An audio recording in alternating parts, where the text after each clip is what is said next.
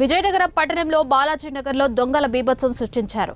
హిందూ రెసిడెన్సీలోని ఓ ఇంట్లో ఎవరూ లేని సమయంలో దొంగతనానికి పాల్పడ్డాడు. ఇంటి తలుపులు తాళం విరగొట్టి ఇంటిలోకి చొరబడి విలువైన వెండి వస్తువులు దొంగిలించారు. దీంతో బాధితుడు పోలీసులకు ఫిర్యాదు చేశాడు. దీంతో పోలీసులు ఘటనా స్థలానికి చేరుకుని కేసు నమోదు చేసి దర్యాప్తు చేపట్టారు. వెంటనే దర్యాప్తు చేపట్టిన పోలీసులు నిందితుని పట్టుకుని వెండి ఆభరణాలను కూడా రికవరీ చేశారు. 5 lakhs అని అన్నారు కానీ మళ్ళీ మీరు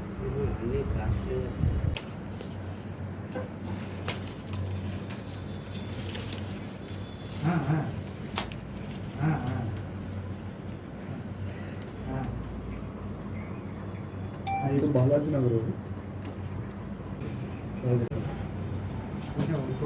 టైం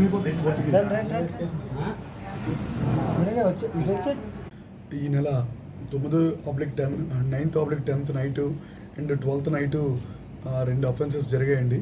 ఇవి house breaking by night and cases register చేయడం జరిగింది.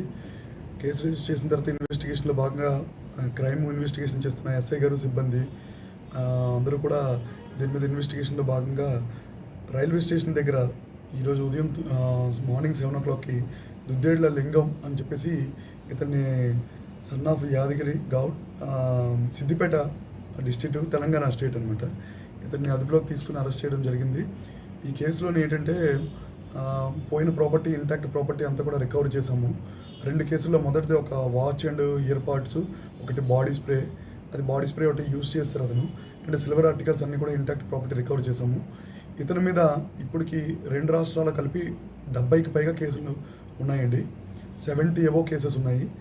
చాలా కేసుల్లోని ఇతను శిక్ష కూడా అనుభవించి బయటకు వచ్చాడు.